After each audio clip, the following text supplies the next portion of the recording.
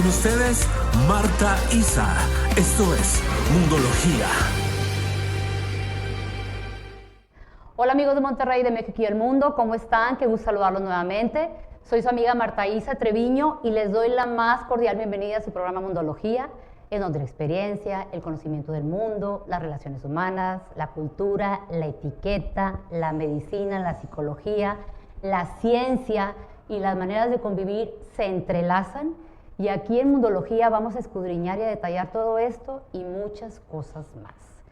Quiero darle mi más sincero agradecimiento a quienes me acompañan el día de hoy en el estudio, muchas gracias, y a los que nos ven desde casa por el canal de Voz Center Channel, a través de Facebook y YouTube, mi sincero agradecimiento. Y por favor, no olviden darle compartir con sus amigos y familiares para que este programa llegue a más personas y sobre todo este programa que va a estar sumamente interesante. Pues bueno, como ya lo mencioné, que es un programa sumamente interesante, igual que los anteriores, pero aquí algo trae un sabor bien padre. ¿Por qué? Porque tenemos a una invitada de lujo, una invitada muy especial y muy espacial, como le decía cuando nos reunimos, porque ¿quién no ha soñado con saber qué está arriba en el universo? ¿Qué podemos saber, pues, de las estrellas, de los planetas, de las galaxias? Y ella, quien es la doctora Carolina Rodríguez, sabe mucho más de esto, nos va a explicar a detalle. Ella cuando estaba pequeña, leí que estaba en la camioneta de su papá y se tumbaba horas en el suelo viendo pues el manto estelar, ¿verdad? Entonces fue que ella decidió estudiar esta carrera tan maravillosa, la astronomía, y le quiero dar la más cordial bienvenida a la doctora Carolina Rodríguez. ¿Cómo estás, Caro? Qué gusto. Muy bien, muchas gracias por la invitación, Marta. No, al contrario, más que agradecida, y de veras que sé que en este programa vamos a tener muchas dudas y muchas preguntas que nos vas a resolver, muchas respuestas, y sé que la persona que nos esté viendo puede preguntar y va a aclarar muchas de las dudas con las que se ha quedado en mucho tiempo, ¿verdad? Quiero leer un poco de el currículum vasto de Carolina. Cuando me lo mandó, 8 hojas, le dije, ay Carolina, te la pasas toda la vida estudiando, o sea, fantástico el currículum. Le dije, compárteme una breve semblanza. Le dije, no porque no quiera hablar de tu currículum extenso, pero tenemos poco tiempo en el programa, pero sí quiero que sepan puntualmente quién es ella y que es todo un personaje, y gracias de veras. Brevemente les cuento quién es la doctora Carolina Berenice Rodríguez Garza. Ella es astrofísica especializada en radioastronomía, es doctora en Ciencias Astrofísica por la Universidad Nacional Autónoma de México, donde realizó investigación sobre formación estelar y másteres de metanol, con publicaciones en revistas internacionales de alto impacto. Actualmente es directora nacional del Programa de Ingeniería Física Industrial del Tecnológico de Monterrey, siendo la primer mujer en dirigir el programa desde su fundación. La verdad que maravilloso, felicidades. Su trabajo integra investigación, educación y comunicación pública desde la ciencia.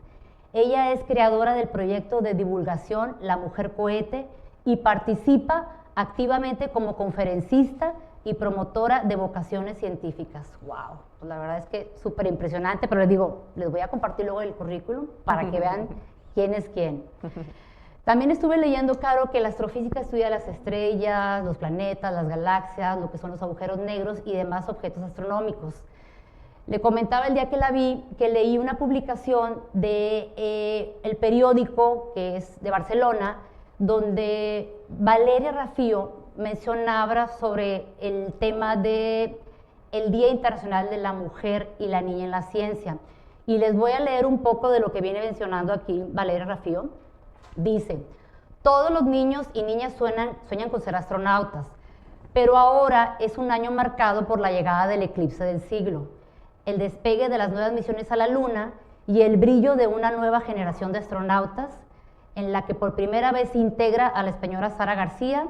La fascinación por el cosmos está brillando más que nunca, y es justo ahí donde las mujeres del espacio, desde astrónomas y astrofísicas, como es la doctora Carolina, hasta ingenierías y matemáticas, están levantando la voz para reivindicar su papel en una fronteras que no tiene géneros, ¿verdad? Entonces, el espacio no discrimina, y yo creo que esto es maravilloso. porque es importantísimo tener a personas como tú, ¿verdad? Me comentabas también cuando nos reunimos que había aproximadamente como 400 astrónomos, es decir, por cada 500,000 de habitantes hay un astrónomo. Y le digo, oye, pues bueno, veo que son muy pocos, ¿deberíamos de preocuparnos? Y esta es pregunta por esta cifra tan pequeña, Carolina. Pues sí, la ciencia es algo importante a lo que como país debemos invertirle y como sociedad, ¿no? Porque nos da las herramientas. La ciencia básica, pues resolvemos preguntas de conocimiento fundamental, pero que eventualmente nos ayuda a impulsar nuevas tecnologías de las que nos beneficiamos en nuestro día a día, ¿no? Como las máquinas que utilizamos en salud, los resonadores magnéticos, incluso las cámaras de nuestros celulares son de alta precisión, pero fueron una necesidad primero de la ciencia básica, de ciencias como la astrofísica, que necesitaban de mejores detectores para observar el cielo, o de combinar señales de diferentes telescopios para obtener imágenes de mejor resolución, y que eventualmente pues encontramos que tenía una aplicación. Entonces la ciencia es importante, es un tema al que necesitamos más científicos, no nada más en astrofísica, sino en cualquier área de la física o incluso de otras áreas. Pero sí, somos muy pocos. En el país, en México, aproximadamente hay 400. Hay aproximadamente 1 o 2 astrónomos por cada 1,000,000 de habitantes. Somos 120 millones de habitantes. Y bueno, eso es un reflejo de lo poco que invertimos como país a la ciencia. ¿Y tú sabes que estén haciendo algo alguien para que este número crezca? Pues siempre hay esfuerzos, ¿no? Pero yo creo que es un esfuerzo conjunto tanto de la comunidad científica como de los gobiernos, ¿no? De entender, los países desarrollados invierten muchísimo más porque es cara la ciencia, no es algo barato, ¿no? No solamente es estudiarla, sino tener la infraestructura necesaria. Por ejemplo, la astrofísica es muy cara porque se requieren de instrumentos de tecnología de punta que obviamente pues cuestan muchísimo dinero. Claro. Y esa infraestructura pues la necesitamos para formar a las nuevas generaciones. Entonces, pues que seamos pocos es un reflejo de la poca inversión que hay en esta área. Claro. Tú como astrofísica, Carolina, ¿por qué decidiste estudiar esta carrera tan compleja? ¿Cuál es tu área de especialización y qué es lo que hace un astrofísico? ¿Cómo ayudas? Sí, bueno, ¿por qué decidí estudiar esta carrera? Es algo que siempre me intrigó, ¿no? Yo creo que esta intriga empezó en la secundaria con las matemáticas. Las matemáticas era un tema que me gustaba mucho, la estructura mental que te dan las matemáticas, ¿no? Esa forma de pensar, y tuve siempre buenos profesores de matemáticas y de física. Pero ya formalmente estudiar astrofísica fue ya en la preparatoria, ¿no? Cuando tienes que decidir qué carrera estudiar, yo decía, yo quiero estudiar algo grande, ¿no? Algo que no se termine, que siempre sea, que te intrigue, me sonaba misterioso. Y tenía 2 opciones, la paleontología o la astronomía. Pero la astronomía siempre me movió más, entender qué hay más allá en el universo. Y entonces para eso primero estudié física, la licenciatura en física aquí en la Universidad Autónoma de Nuevo León, y después me especialicé, hice una maestría en ciencias en astrofísica y luego un doctorado también en astrofísica en el Instituto de Radioastronomía y Astrofísica de la UNAM. Entonces ahí ya formalmente entendí cómo funciona la astrofísica, me especialicé en un área muy particular que es la radioastronomía.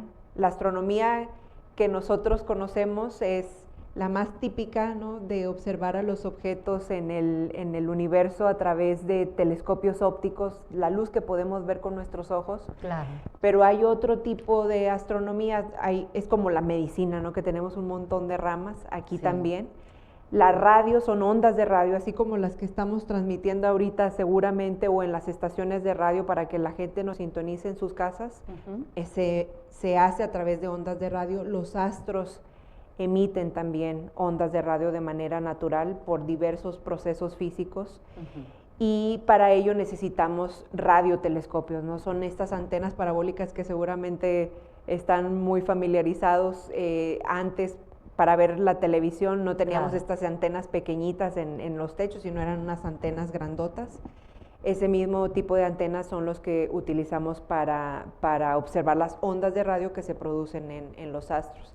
Wow. Y entonces, y en particular, mi especialización era observar la luz que emite una molécula que es la molécula de metanol, para entender el proceso de cómo se forman las estrellas más grandes del universo. El Sol es una estrella común y corriente en el universo, pero hay otro tipo que son las masivas, de las que tenemos un poquito menos de información, y entonces eso fue el tema en el que me especialicé. Wow, pues qué interesante. La verdad que creo que te pasaste, que me mencionabas que como 10 años estudiando.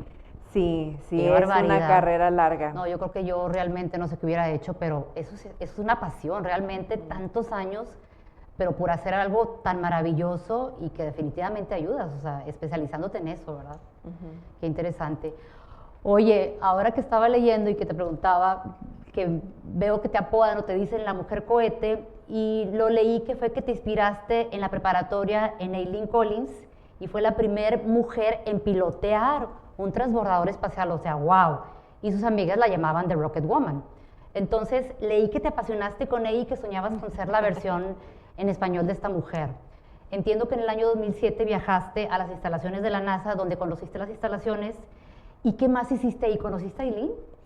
No, me hubiera encantado haberla... Porque todavía vive, ¿verdad? Creo que tiene como 67, 68 sí, todavía años. vive, pero conocí a una amiga de ella, entonces estuve cerca. De Rocket Woman, esta pasión, o sea, yo sabía que quería estudiar algo que tuviera que ver con el espacio, ¿no? La astrofísica es diferente, luego se suele confundir, pero sí hay que diferenciar lo que es la astrofísica de las ciencias aeroespaciales, ¿no?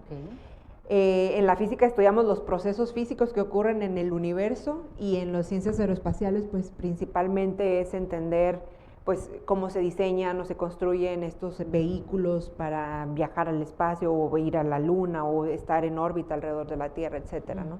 Son disciplinas distintas, ya lo entendí después, ¿no? Ya de que tuve más información. Sí.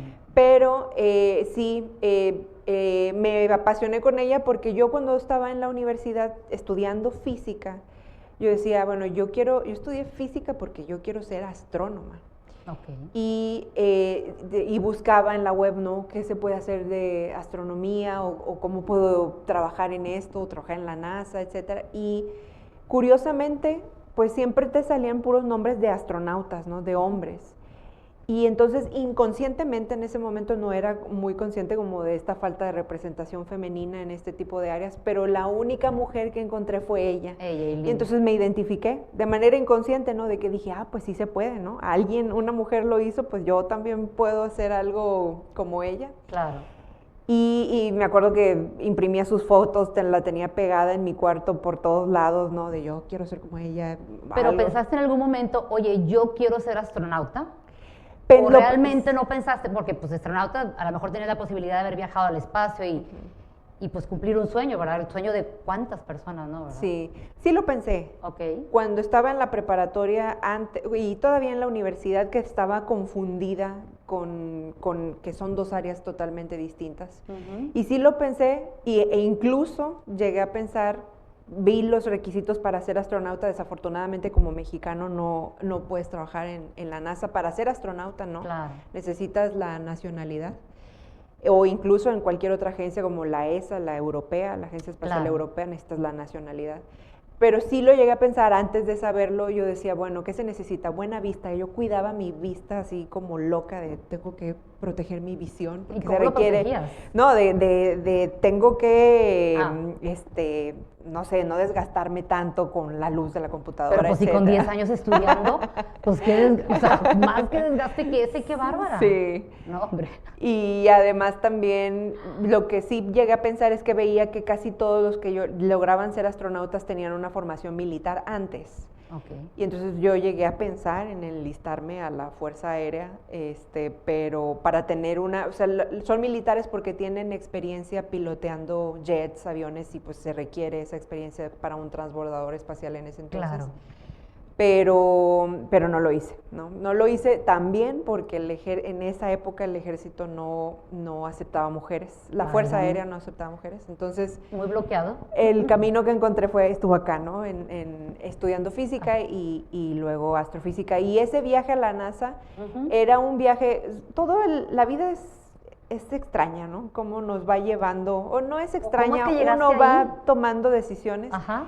Porque yo era estudiante y el Tecnológico de Monterrey, la carrera que ahora dirijo, yo era estudiante en ese momento de la uni, ¿no? De la licenciatura en física de la uni. Entonces vi que fueron a pegar un cartelón de vamos a ir a la NASA, etcétera. Y yo dije, yo tengo que ir. Tengo que ir. No sé cómo, pero tengo que ir. Dije, si están poniendo aquí su cartel es que estamos invitados. Wow. Pero eso fue como en el 2004. No pude ir por una u otra razón. Y dije, el siguiente año, él no tenía visa, y entonces el siguiente año, le dije, el siguiente año la tramito, el siguiente año la tramité, tampoco alcancé. Alcancé a ir hasta el 2007, ya cuando me iba a graduar. Y soñada, ¿no? O sea, ¿Y tú pagaste el pasaje o te lo pagaron? Sí, era pagado. O sea, uno lo tenía que pagar. ¿Pero ibas a tener alguna obligación en ese viaje? No, era un viaje solamente estudiantil para conocer las Familiarización. instalaciones. Ajá. Pues súper bien. Y ahí la vi por primera vez también en la parte donde ya estaban las partes de los cohetes. Ajá. Pero lo que te dije que conocí a una de sus amigas no fue en ese viaje, sino que el año pasado, hace 2 años, en noviembre, eso también fue otro sueño realizado. Porque fui a la NASA a ver las instalaciones, etcétera, pero nunca había conocido a un astronauta, de verdad, ¿no?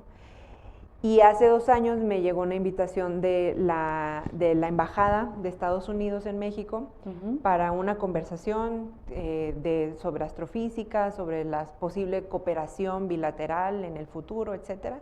Increíble. Y la invitada principal era Pam, se llama la astronauta, Pamela. ¿Qué es la amiga? Que es la amiga de Eileen Collins. Entonces yo la conocí y le dije, qué gusto conocerla, y le pregunté, ¿conoce a la mujer cohete? A The Rocket Woman. Soy su Me fan. dijo, claro que sí. Y yo le dije, bueno, pues yo soy la mujer cohete, pero acá en español. ¡Wow! ¡Qué Sí, fantástico!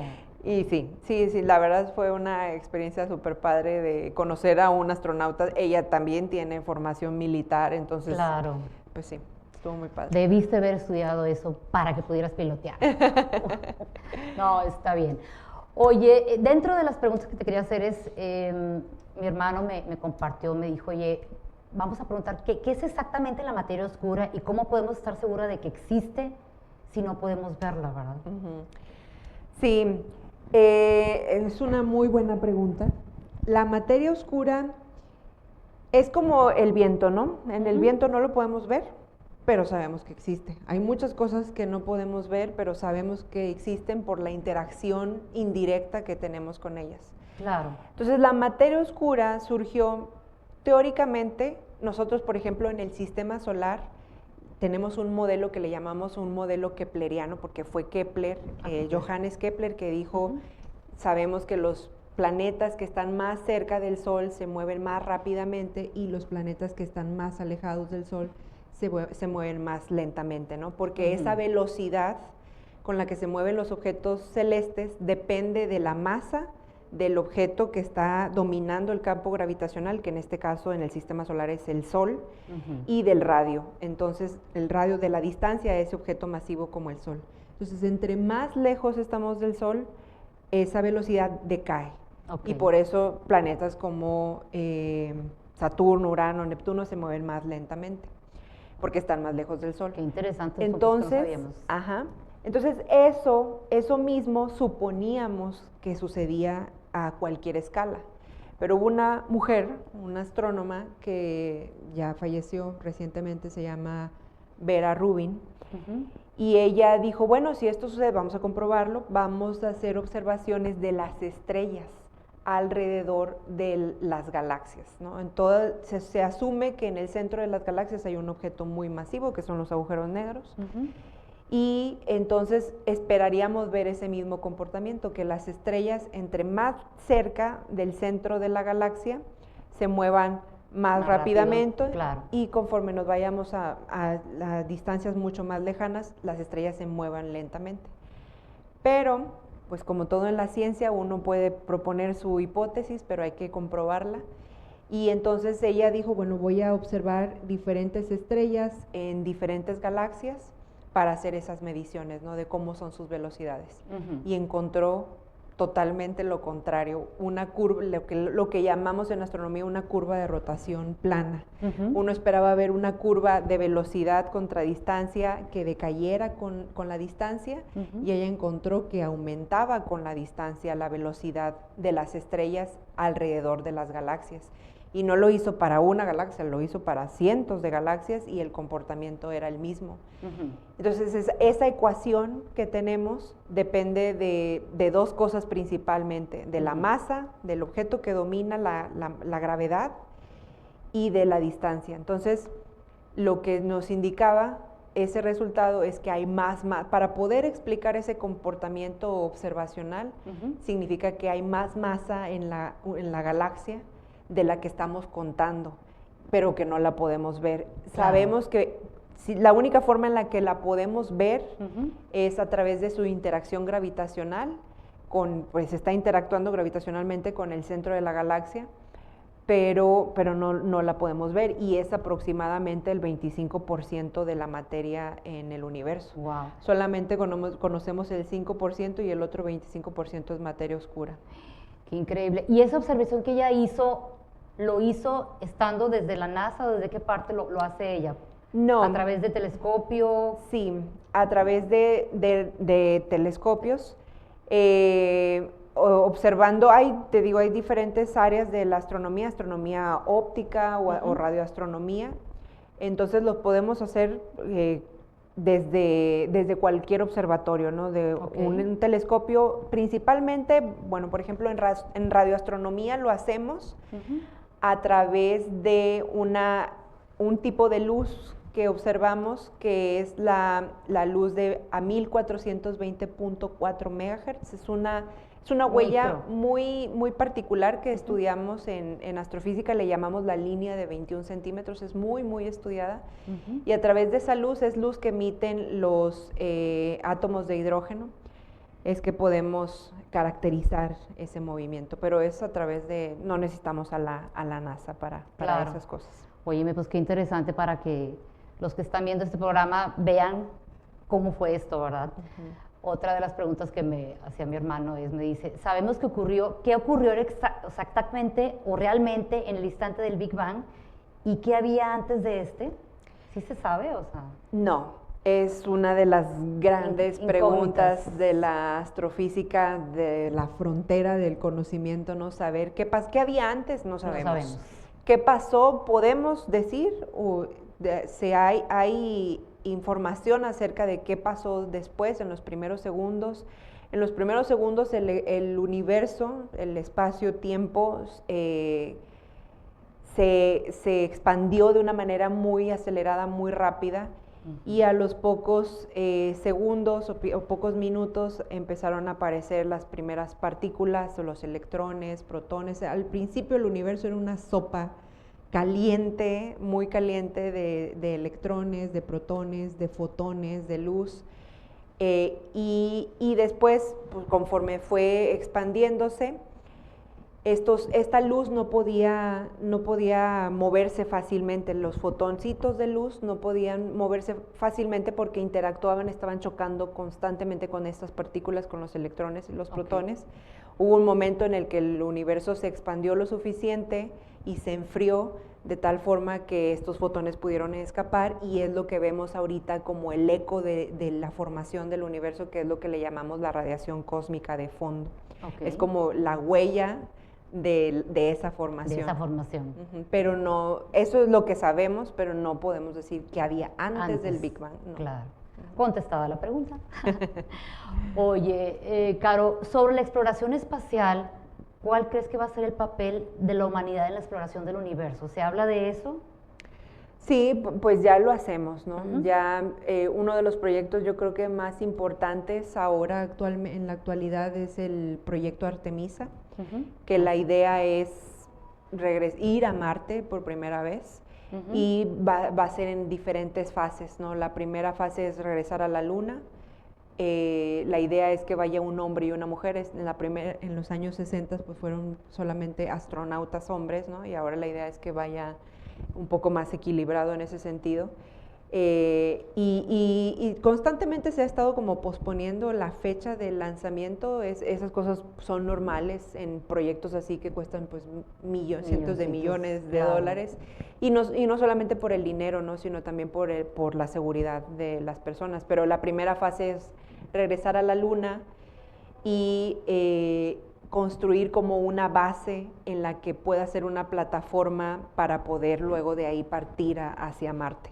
Y ahí financian, presumo que sean algunos países, ¿verdad? Principalmente que Estados Unidos. Sí, yo creo que las potencias Las en potencias. ese sentido, ¿no? Este tipo de proyectos siempre pensamos como en Estados Unidos, en la NASA en Estados Unidos, pero en realidad hay otras agencias muy poderosas también que son proyectos colaborativos entre países, no de un país exclusivamente. Claro. Y principalmente pues Europa, la Agencia Espacial Europea también en colaboración con la de Estados Unidos. Claro. Están algunas personas conectadas. María Rangel nos pregunta, que es quien está aquí presente, con referencia al sistema educativo, ¿sí se logra motivar a los estudiantes a estudiar astrofísica? Digo, tú eres la directora de la carrera, ¿verdad? Ajá. ¿Tienes ahorita alumnos que están preparándose para eso? ¿Pocos, muchos? La carrera ha ido creciendo, es algo muy bonito. O sea, antes normalmente las generaciones de graduandos eran 20 estudiantes por generación. Uh-huh. Ahorita no, ahorita estamos graduando, hubo un momento en el que graduamos 120 ingenieros Son físicos. bastantes, claro. Pero en promedio andamos como entre los 70, 80 graduados al año solamente en el Tecnológico de Monterrey, ¿no? Claro. Pero entiendo que ha ocurrido lo mismo en otras universidades, como en la uni. Cuando yo estudié en la uni, éramos 5 personas nada más. Nadie 3 quiere mujeres estudiar. y 2 hombres y No, pues fuimos que ya saben que la iban a estudiar graduación. este año, Y ahorita ya son de 100 estudiantes de física. Entonces, y la física, bueno, es muy amplia. Claro. Entonces sí hay, o sea, sí está creciendo, digamos, ese interés, o más bien no diría que sea falta de interés, sino de conocimiento, de que hay esas oportunidades. Ay, qué bueno. Ujú. También aquí están preguntando, Marisa, ¿crees que realmente Armstrong fue a la luna? Se dicen que fue inventado. ¿Tú qué No, yo creo que sí. Sí fue. Sí fue. Hay muchas teorías conspiracionistas, ¿no? De que no fue, etcétera. Pero no, hay toda la evidencia científica de que se fue a la luna. Vamos a hacerlo, vamos a creer que sí. Sí. Dentro de las otras consultas que tenemos aquí sobre el buscar vida en otros universos, ¿es algún tema de la comunidad científica que sí lo aborden, decir, oye, pues bueno, vamos a este planeta porque vemos que tiene todas las características para ser habitable? ¿Sí se trata, sí se ha visto? ¿Qué nos puedes decir al respecto? Sí, yo creo que también es una de las grandes preguntas de la frontera del conocimiento en la astrofísica y por la que se mueven muchísimos proyectos alrededor de eso. Yo creo que es uno de los proyectos más ambiciosos y a los que más dinero se le invierte, y es buscar vida en otros lugares, ¿no? Uh-huh. Pero con vida nos referimos a vida desde bacterias, cosas minúsculas, no Claro. vida, no estamos pensando que tenga que ser vida inteligente como la nuestra, ¿no? Claro. Y bueno, sí hay muchos proyectos encaminados hacia eso. Por ejemplo, pues todo este tipo de proyectos de invertir a los satélites o a los radiotelescopios, te platicaba la vez pasada, Sí. que hay un instrumento que se llama el Very Large Array. Sí. Es un grupo de antenas de 25 metros de diámetro cada una, que está en el desierto de Socorro, Nuevo México, y la idea es que se piensa expandir este radiotelescopio, en vez de ser 25 o 27 antenas, que sean más de 200, que estén a lo ancho de todo Estados Unidos, incluido algunas antenas en México. Y la idea de esto es, precisamente, pues mucho se busca, en radioastronomía lo que observamos son moléculas, ¿no? Claro. Entonces uno puede buscar moléculas prebióticas, las moléculas primordiales para que se genere la vida a través de estos instrumentos. Entonces esto es solo un ejemplo de los muchos que hay para buscar vida en el universo, pero hasta ahorita pues no hemos sido exitosos en detectar algo así. Pero bueno, ya están en el camino, que eso es lo importante, ¿verdad? Sobre cómo se forman los agujeros negros y qué sucede en el interior de estos, ¿qué nos puedes decir? Híjole, los agujeros negros yo creo que es una de los objetos más exóticos del universo y más apasionantes, y también de los que poco entendemos, pero ya también hemos ido avanzando en esa dirección. Los agujeros negros, ¿cómo se forman? Hay varias formas, porque hay al menos dos tipos, los más comunes de agujeros negros, que son los estelares. Los estelares son los que se forman cuando muere una estrella masiva. ¿Te acuerdas que te decía que en mi tesis yo me dediqué a estudiar las estrellas masivas, ¿no? Estrellas mucho más grandes, al menos 8 veces más grandes que el Sol? Son menos comunes ese tipo de estrellas y más difíciles de estudiar, porque viven muy poco tiempo comparado con estrellas como el Sol. Claro. Pero son muy interesantes porque son precisamente las que producen al morir. Vida y muerte en astrofísica es un término que utilizamos mucho, pero no tiene nada que ver a la vida y muerte como la concebimos para nosotros, ¿no? Nos referimos a que muere una estrella cuando deja de tener la energía o las condiciones físicas necesarias para que se produzca la fusión nuclear en sus centros y que produzcan luz, ¿no? Entonces, por ejemplo, el Sol ahorita está fusionando todos los centros, los núcleos de hidrógeno, para convertirlos en el siguiente elemento, que es el helio.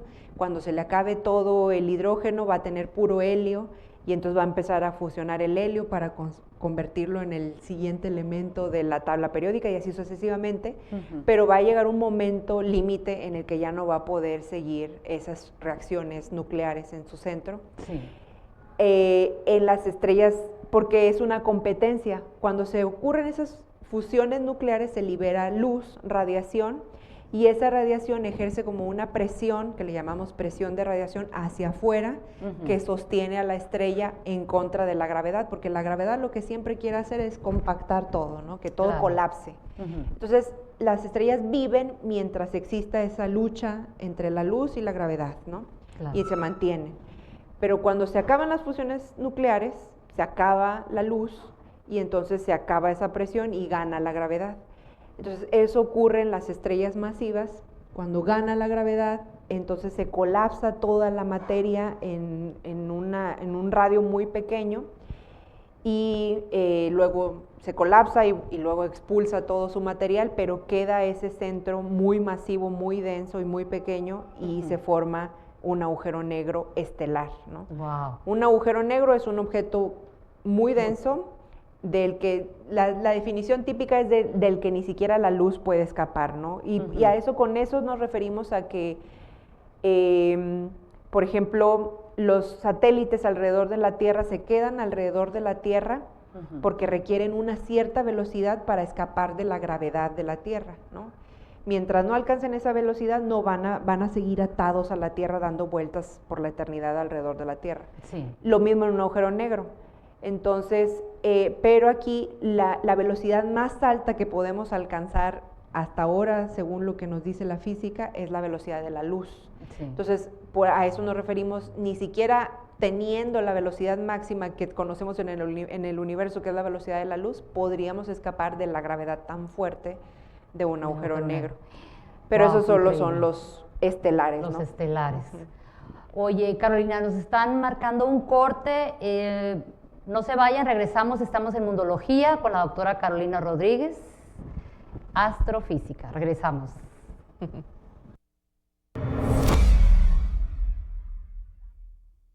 ¿Necesitas un estudio para grabar tus canciones, tu música y tu podcast?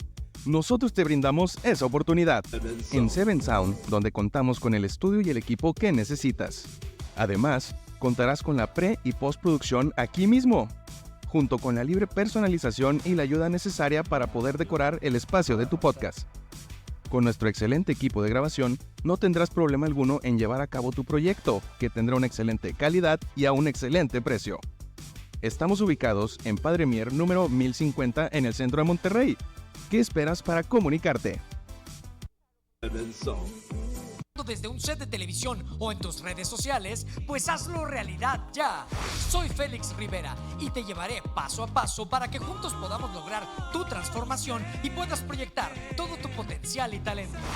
En nuestro gran taller de Voz Center aprenderás a comunicarte de forma profesional y auténtica sin importar tu experiencia previa. Última llamada. Quedan muy pocos lugares para inscribirte al taller de conducción para televisión y redes sociales que cambiará tu presencia frente a las cámaras. Inscríbete ya por WhatsApp o en las redes sociales de Voz Center. Si amas la música, este es tu momento para brillar.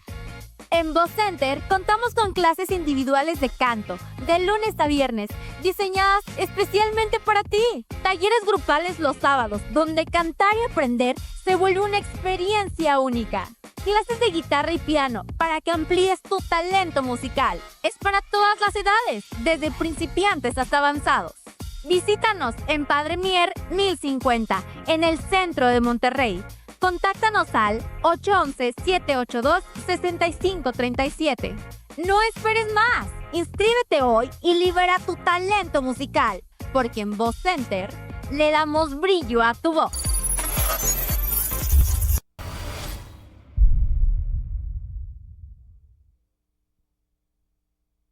Pues ya estamos de regreso con la doctora Carolina Rodríguez, quien es astrofísica, y vamos a seguir con las preguntas.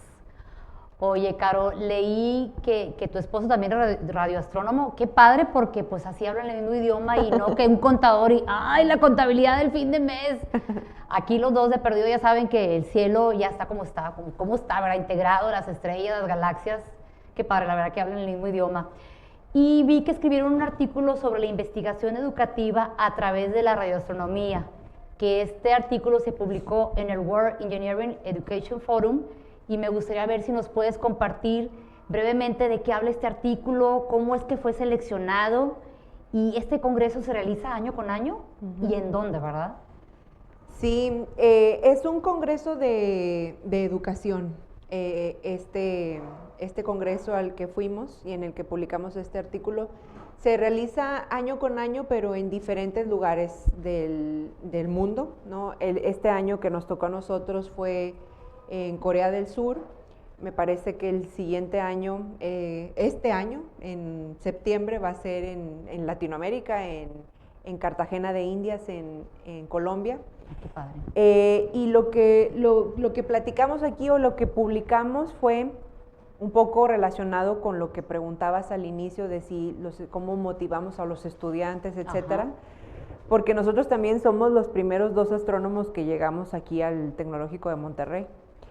Y entonces, pues uno trae esas ganas, ¿no?, de compartir pues ese conocimiento, esa experiencia con los jóvenes, que los jóvenes están ávidos siempre de aprender.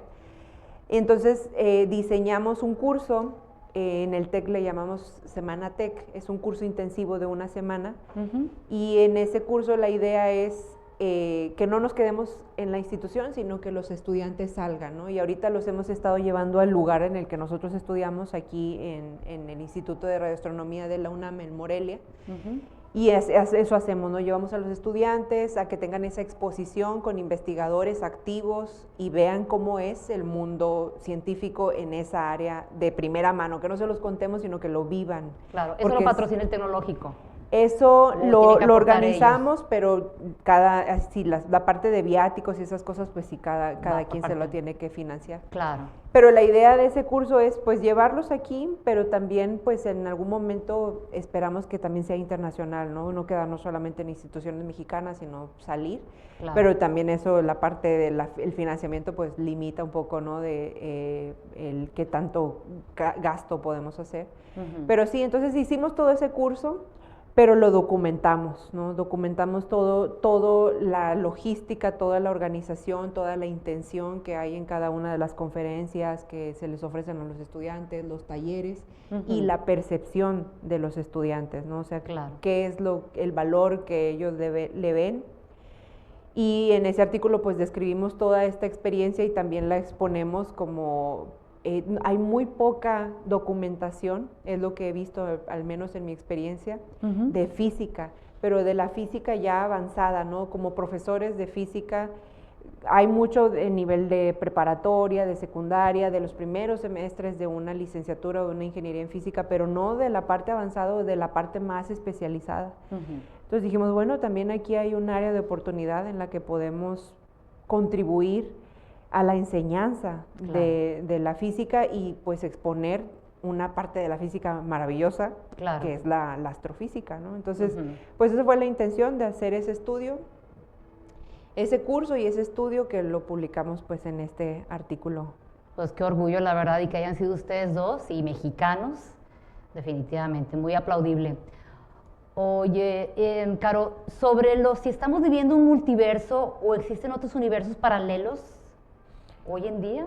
Ese también es una de las incógnitas, preguntas de frontera. Claro. ¿No? O sea, sí hay gente trabajando en estas áreas de manera científica, de manera seria, sí hay propuestas de que es una posibilidad. Claro. Pero mientras no lo podamos demostrar, pues solamente hasta ahorita es una posibilidad nada más, ¿no? Claro. Pero nada quita que en el futuro lo podamos lograr, así como en los años de Einstein, en 1900, era una posibilidad que existieran los agujeros negros, pero no había una evidencia directa de ellos. Claro. Pues ahora en el 2019 se tomó la primera fotografía del horizonte de eventos de un agujero negro, ¿no? Con una serie de radiotelescopios. Entonces tuvieron que pasar 100 años, exactamente 100 años, para que se pudiera comprobar esa teoría. Y esto de los multiversos o los universos paralelos es algo muy similar. Muy similar, claro.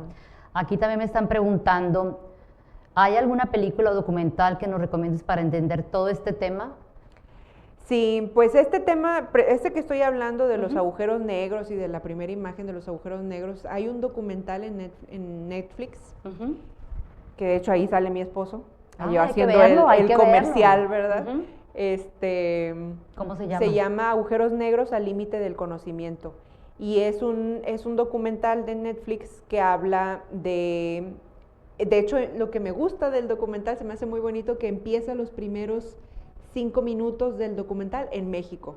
Ay, qué maravilla. Sale físicos muy importantes como Stephen Hawking, etcétera, pero la idea pues fue mostrarle a la sociedad cómo fue todo este proceso, ¿no? de llevar un proyecto de más de 300 científicos alrededor del mundo. O sea, la humanidad cuando quiere nos unimos para lograr cosas espectaculares, y en este caso el objetivo era unir el esfuerzo mundial para poder tomar una fotografía del horizonte de eventos de un agujero negro. Y entonces hablan de todo eso en el documental y muestran las diferentes estaciones, ¿no? Se utilizaron 8 radiotelescopios alrededor del mundo. Uno de ellos estaba aquí en México, el Gran Telescopio Milimétrico en Puebla, donde participaron los 13 mexicanos, y empiezan con ellos, ¿no? Con la parte mexicana, y luego ya se van a todos los demás. ¿Un radiotelescopio es lo mismo que un telescopio? Un radiotelescopio es un tipo de telescopio. Ok. Los telescopios, normalmente cuando pensamos en un telescopio, pensamos en el tradicional, ¿no? En el que vamos, en el óptico, en el que vamos a poner ahí el ojito para ver las estrellas o lo que estemos, la luna, etcétera, en los planetarios. Las sociedades astronómicas típicamente tienen telescopios ópticos, pero como la astronomía es muy diversa, hay astronomía óptica que utiliza ese tipo de instrumentos, hay astronomía de rayos X, hay astronomía de rayos gamma, hay astronomía de ultravioleta, de todas las frecuencias en las que existe la luz, que nuestros ojos no la pueden ver, nuestros ojos solamente ven la luz óptica. Claro. Y los radiotelescopios, ¿no? Los radiotelescopios son las ondas más largas y son estas antenas, pero son un tipo de telescopio. Telescopios diríamos que todos son telescopios, claro, pero si ya nos vamos a cada área en particular, pues tienen su nombre. Claro que sí. Oye, Caro, me está preguntando Tere Moreno, quien nos acompaña aquí en el estudio, ¿recibimos energía de otros astros como recibimos la energía solar? ¿Recibimos energía de De otros otros astros como recibimos la energía solar. Es así Sí. la pregunta, ¿verdad?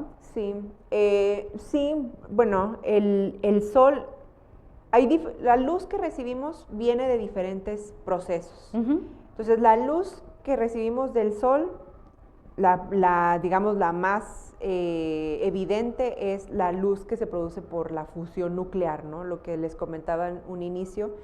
En el centro del sol hay las condiciones de presión y de temperatura necesarias para que dos protones, o sea, piénsenlo, dos protones tienen carga positiva, se repelen, Claro. ¿no? Pero se juntan en los núcleos de las estrellas, se logran fusionar, a pesar de esa fuerza de repulsión, la sobrepasamos por las condiciones de densidad, hay muchos y a muy alta temperatura. Ujú. Entonces, cuando se juntan esos núcleos, producen un núcleo de helio. Un núcleo de helio son 2 protones y 2 neutrones, pero si los pusiéramos en una báscula, se requieren 4 núcleos de hidrógeno para producir un núcleo de helio. Si los pusiéramos en una báscula, pesaría más los cuatro núcleos de hidrógeno. Ajá. Estaría así la báscula, ¿no? Estos pesan más. Entonces hay una diferencia de masa ahí, pero sabemos que la materia no se crea ni se destruye. Entonces Solo lo que se falta de masa es la compensa. luz, Ah. es lo que se convierte en luz. Entonces esa es la luz que vemos del sol. Pero los otros tipos de luz que vemos, pues pueden venir de otros procesos, no nada más de la fusión nuclear. También pueden venir, por ejemplo, en las galaxias. Ujú. Hay campos magnéticos muy fuertes alrededor de los agujeros negros, y si hay electrones libres que no están anclados no son un átomo de hidrógeno, sino es el puro electrón libre, Ujú. estos empiezan a espiralear alrededor de los campos magnéticos. A eso le llamamos radiación sincrotrón, y se emite luz a frecuencias muy específicas. Entonces son diferentes fenómenos los que producen la luz, pero las observamos igual, ¿no? Con diferentes instrumentos, pero... Wow, qué interesante, pues para que veas. Ah, qué barbaridad, qué cosas tan maravillosas tiene su universo. Oye, Caro, pues ya se nos está acabando el tiempo, pero todavía tenemos preguntas. También Phil me preguntaba sobre el universo, ¿es finito o infinito? ¿Y sabemos la forma que tiene? No, no sabemos si es infinito o finito. Hay varias hipótesis, ¿no? De que pueda que sea finito pero extremadamente grande, Claro. y que sea plano, ¿no? O sea, que sea un universo plano. Ujú. Pero también las hay que sea infinito, ¿no? Ujú. Pero no, esas son de las cosas también Que que también están incógnitas. en la frontera en los límites de lo que sabemos, ¿no? Y en ello pues hay un montón, es otra área totalmente distinta, digamos, la que estudia ese tipo de preguntas. Normalmente la gente que se dedica a entender el universo, cómo nació el universo, cómo ha evolucionado el universo, son los cosmólogos. Ujú. Pero no lo sabemos A ciencia cierta. a ciencia cierta, no. Claro. Oye, Caro, la película Interstellar, que está fantástica, estaba leyendo ayer una descripción de alguien que estaba narrando ahí muchas cosas y hablaban de los agujeros de gusano o puentes de Einstein-Rosen, que ahí se ven algunas imágenes, pero obviamente pues todo eso es ficción, ¿verdad? Estos como tal, ¿cómo se producen? ¿O es igual que un agujero negro o es diferente? Están relacionados, Ajá. y también también es algo que no está Que no comprobado. está comprobado. Pero la idea va un poco en el sentido de los agujeros negros. La primera vez fue Albert Einstein, ¿no? De que se postularon, fue a través de unas ecuaciones que se llaman las ecuaciones de relatividad de Albert Einstein, y la solución matemática a esas ecuaciones era que debía existir unas singularidades, o sea, lo que llamamos ahora los agujeros negros, puntos en el espacio de alta densidad. Ujú. Pero hay simetría, ¿no? Si existen, la teoría dice, ¿no?, que si existen los agujeros negros, deberían también existir agujeros blancos. Claro. Los agujeros negros no brillan, son oscuros, por eso no los podemos ver, porque no hay luz. Nosotros, como astrofísicos, lo que estudiamos es luz, ¿no? La forma en la que podemos entender el universo es a través de la De la luz. luz, claro. Entonces los agujeros negros no brillan. Y si la teoría también dice, bueno, existen unos objetos infinitamente brillantes, ¿no? Todo lo contrario a un agujero negro. Y se ha pensado que podrían estar conectados uno con el otro, ¿no? Que un agujero negro fuera la entrada y el agujero blanco por donde todo sale, ¿no? Del agujero negro nada puede escapar, todo lo que entra ahí no sale, del agujero blanco todo sale. Todo sale. Serían objetos raros en el universo, exóticos, porque si fueran infinitamente brillantes, pues no los hemos visto, ¿no? Y esos agujeros de gusano, pues en principio serían como esa conexión. Entras por un agujero negro, sales por un agujero blanco en otro lugar del espacio. Podría ser, pues por eso se usan mucho en ciencia ficción, ¿no? Porque serían como puentes para viajar interestelarmente. Claro. Oye, por último, antes de irnos, una última pregunta y duda. ¿Qué papel juega la inteligencia artificial en la astrofísica? La inteligencia artificial es algo que está tomando muchísima fuerza, no solamente en la astrofísica, en muchas áreas, pero es muy importante.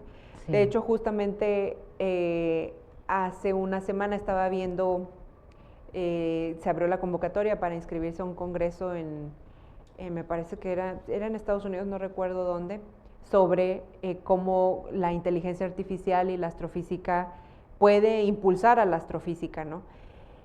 Y eso es porque en la astrofísica la cantidad de datos que tomamos es enorme, ¿no? Cualquier telescopio, los radiotelescopios, yo hablo en particular de los radiotelescopios porque es mi especialidad, ¿no? la ciencia que más conozco.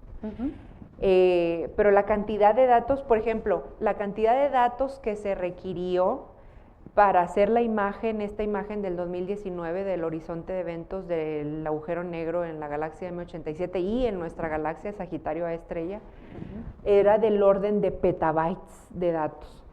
Y para que se den una idea de cuánto sería esa cantidad de datos, todos los datos que tomaron los astrónomos con los 8 radiotelescopios, si los convirtiéramos en archivos de música, tendríamos música para reproducir por más de 3,000 años de manera continua. Wow. Entonces es una cantidad de datos infinita. Y eso nada más era para obtener una imagen de un agujero negro, ¿no? Fíjate. Hay astrónomos haciendo muchísimas cosas, tomando fotografías, identificando qué objetos son, si son estrellas, si son galaxias, si son planetas, qué son, ¿no? Y eso toma muchísimo, si lo hiciéramos de manera manual, de obtener las imágenes y ponerte ahí, de ver, vamos a clasificar este objeto, qué es, si es un meteorito, si es un planeta, si es una galaxia, pues no te da la vida, ¿no? Claro. La cantidad de datos es muchísimo más grande que la cantidad de tiempo humano disponible que tenemos. Entonces la inteligencia artificial creo que pues va a venir a revolucionar en ese sentido, ¿no? De automatizar al menos en ese sentido, la identificación posiblemente de objetos, ¿no? Porque anteriormente eso podría ser una tesis de licenciatura o de maestría de un estudiante, pero creo que pues nos quedaríamos cortas si la tesis de alguien que le va a dedicar su tiempo sea solamente identificar objetos cuando lo podamos hacer de manera automatizada. Wow, increíble. Pues bueno, pues ya estamos casi al final del programa. Pues te quiero agradecer, Caro, muchas gracias, doctora Carolina Rodríguez, por habernos acompañado aquí en Mundología. Te quiero pedir, por favor, si nos puedes dejar tu firma, un pensamiento aquí en el mural de los invitados de Mundología. No sé qué color quieras, el que quieras. El negro. Claro, porque la verdad es verdaderamente apasionante el tema de la astrofísica y todo lo que has visto. Por favor, adelante. Listo. Ok, a ver. Me voy a sentir bien contenta porque ya voy a tener tu autógrafo cuando te me vayas a la NASA. Así quieres agarrar un poquito, sosténlo si quieres. Déjame lo agarro. Ahorita nos tomamos foto porque No quiero que se me vaya a la NASA y luego ya. ¿Dónde está? ¿Dónde quedó? Gracias, gracias de verdad. Y gracias a quienes nos pudieron acompañar el día de hoy en el estudio. Muchas gracias, Tere, Marisa, Loli. Qué lindas. Gracias a quienes nos acompañaron también desde casa. La verdad que estos tipos de programas de mundología son para hacernos ver qué hay, qué más existe, cómo nos podemos nutrir de cosas que realmente de repente no le ponemos atención.